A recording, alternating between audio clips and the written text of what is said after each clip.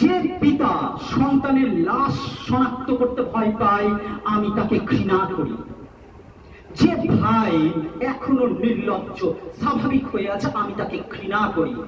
যে শিক্ষক, বুদ্ধিজীবী, কবি ও কেরানি প্রকাশ্য পথে এই হত্যার প্রতিশোধ চায় না আমি তাকে ঘৃণা করি।